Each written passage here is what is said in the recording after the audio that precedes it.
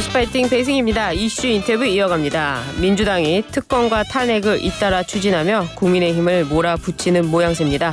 국민의힘은 원내 지도부까지 공백이 생기면서 민주당의 공세에 대응하지 못하고 있는 것으로 보이는데요. 이와 관련해 당 정책위 위장을 맡고 계신 김상훈 국민의힘 의원 연결해 자세히 들어보겠습니다. 나오셨습니까? 예, 안녕하세요. 예. 국민의힘이 긴급 의원총회를 열고 윤 대통령과 관련해서 조기 퇴진 로드맵을 논의한 것으로 알려졌습니다. 5시간 동안이나 계속됐다고 했는데요. 일치된 의견이 나왔습니까? 여러 가지가 논의됐는데, 우선 유력하게 거론됐던 부분이 권력 구조 개편을 위한 개헌 문제가 좀 본격화돼야 되는 게 아니냐, 그런 의견이 있었고요. 예.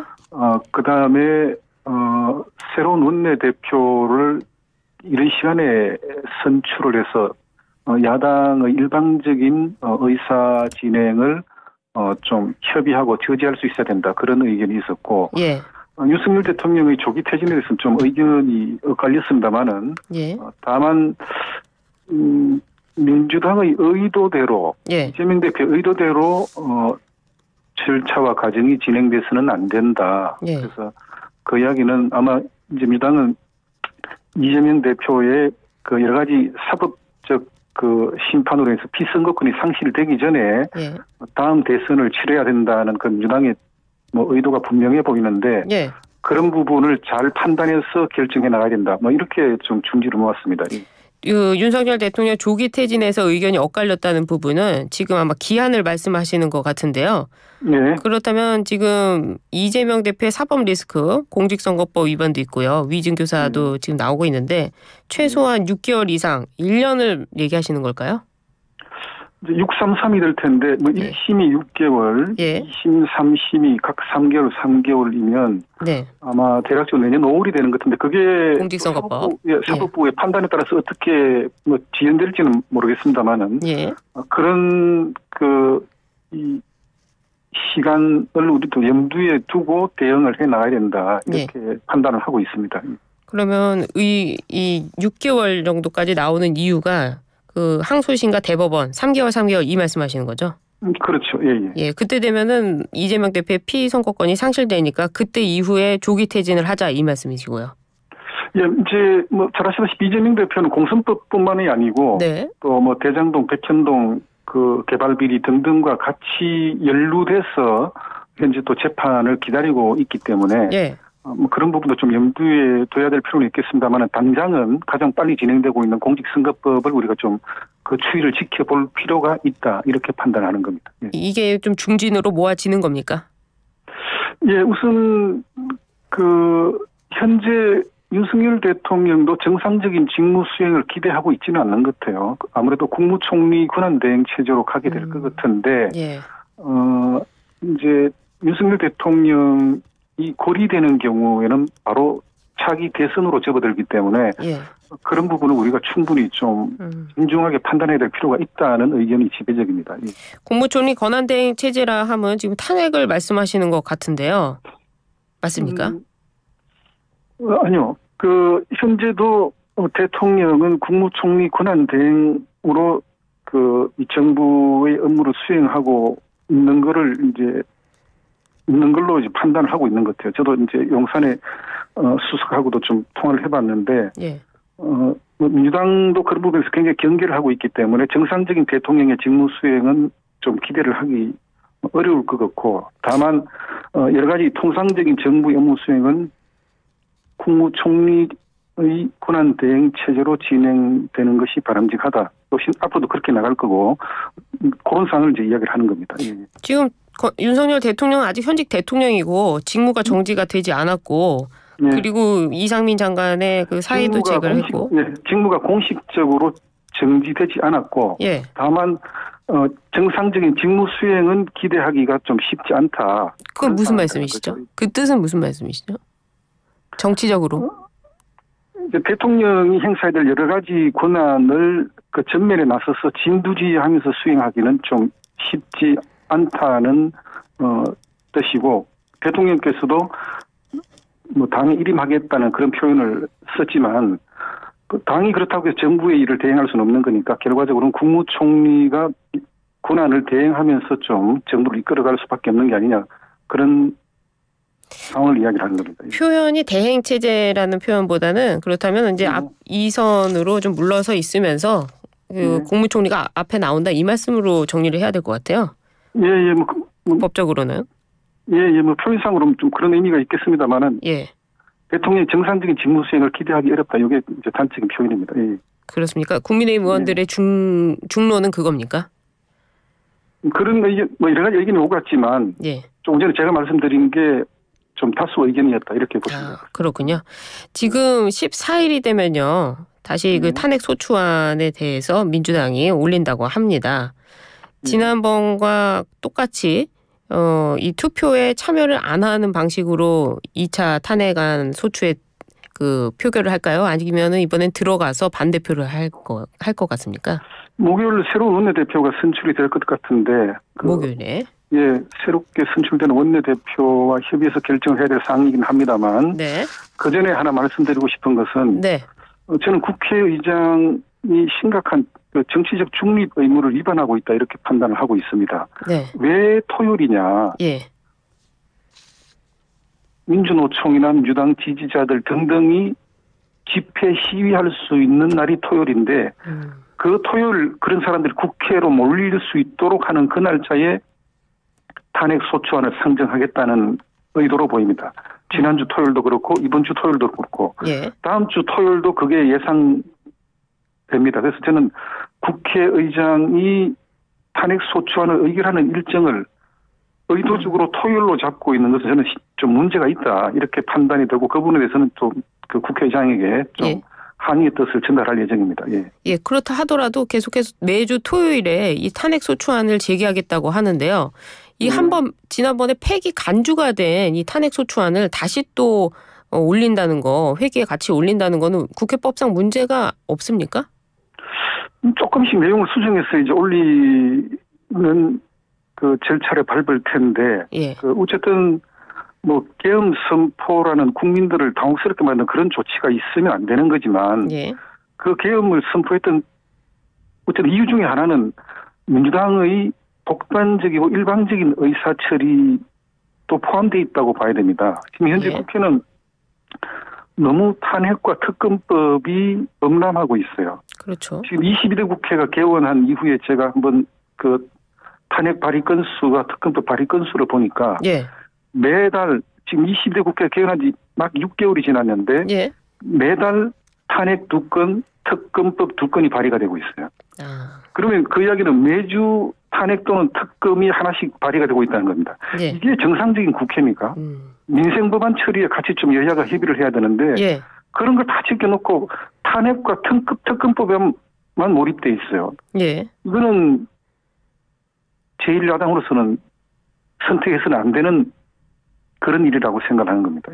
예, 그 부분에 대해서 국민의힘도 좀 책임이 있다 이렇게 보세요?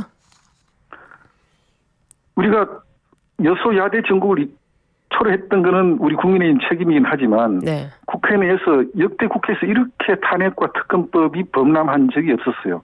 이 또 원인은 뭔지 아시지 않습니까? 우리 배성희 진행자님께서도. 이재명 대표의 사법 리스크를 방탄하기 위한 조치가 저희들은 이제 그렇게 판단을 하고 있어서 더욱더 이러한 상황을 목도할 수는 없다. 그래서 새로운 원내대표가 선출되면 이 부분에서는 좀 더 강경하게 대응을 해야 되지 않나 그렇게 생각하고 있습니다. 실제로 민주당이요. 이 예산과 관련해서 대통령실 예산 7천억 원을 추가 삭감하겠다고 했다가 다시 또 이걸 걷어들였습니다. 이런 부분들은 어떻게 보세요?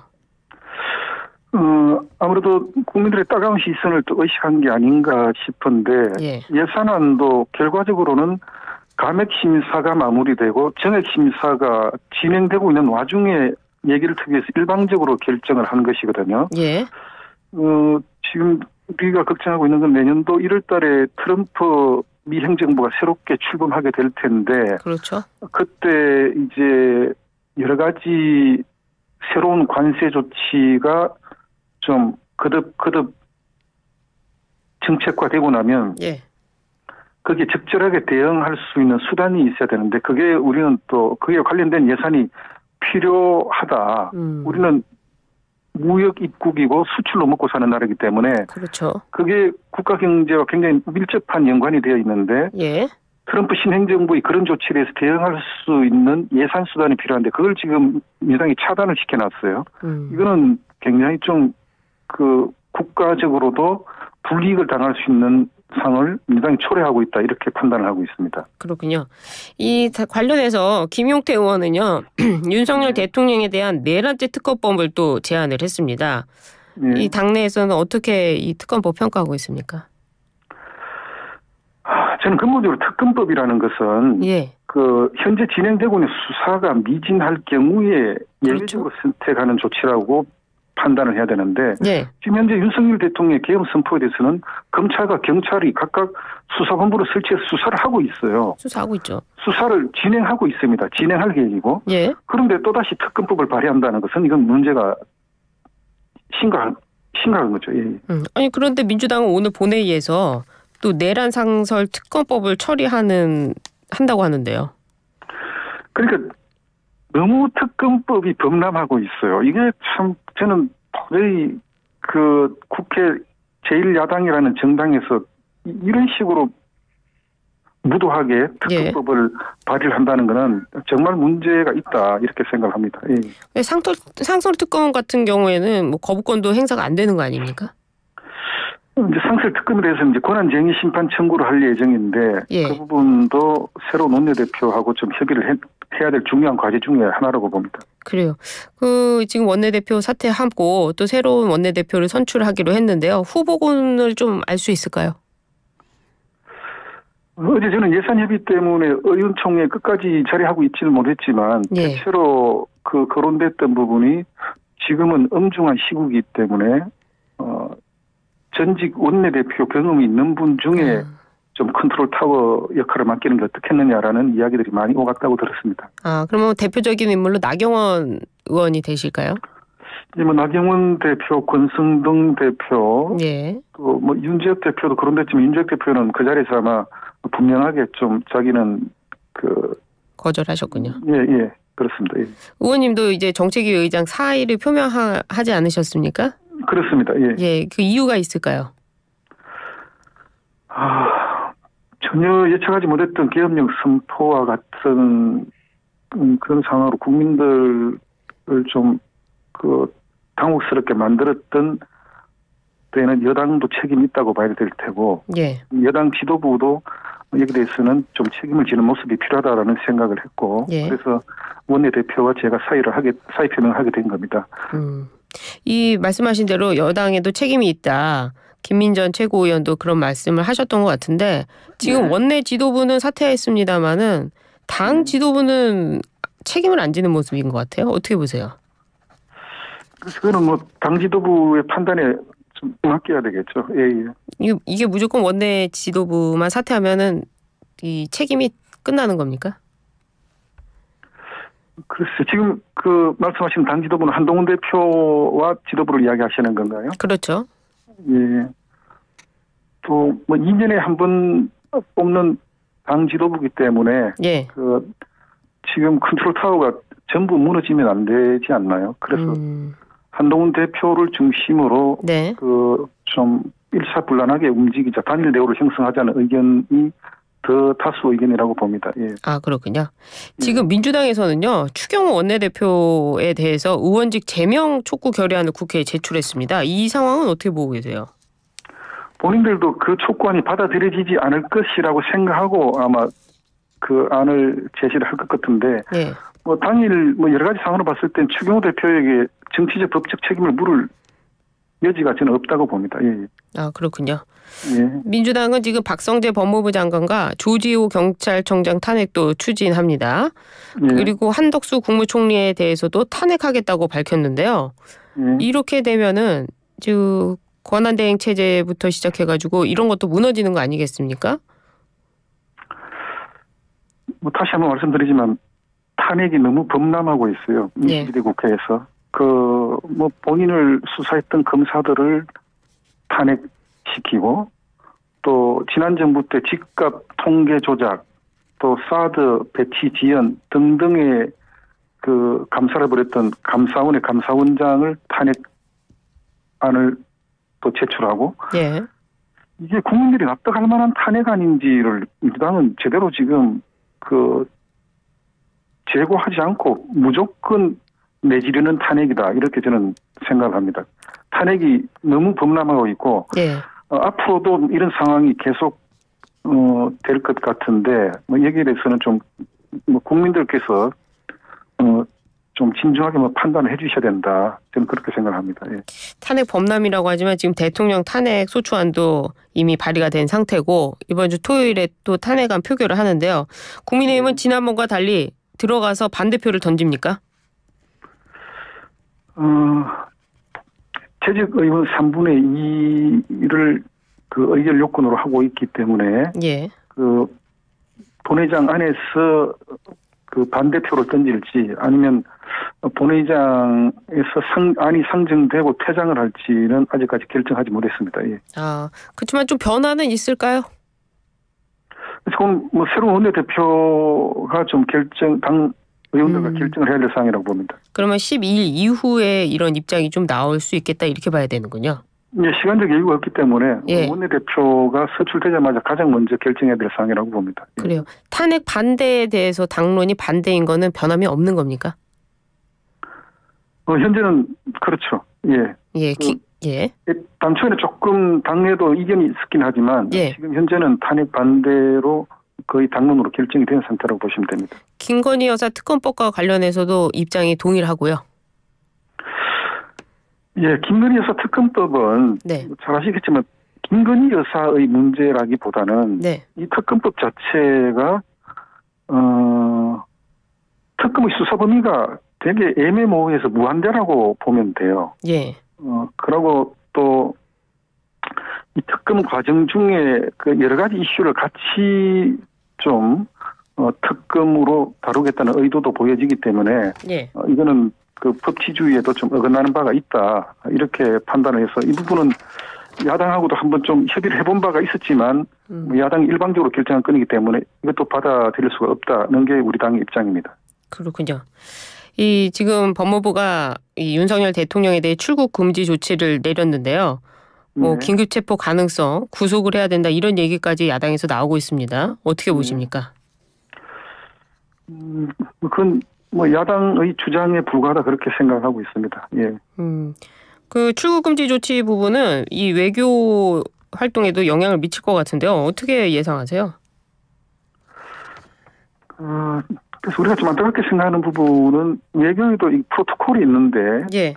국가 정상으로서 진행해야 될 여러 가지 어떤 뭐 외교 의전이라든지 또 뭐 정상회담이라든지 이제 이런 부분인데 이게 이제는 좀 외국의 입장에서도 정상적으로 이런 그 국가 원수로서의 역할을 기대를 하지 못하는 것 같아요. 예. 일단은 뭐 수사 차원에서 출국 금지를 했지만 네. 이 부분은 굉장히 좀 안타깝게 생각하고 있습니다. 그렇군요. 정책위 의장님도 마음이 그러실 것 같은데요. 오늘 나와주셔서 감사합니다.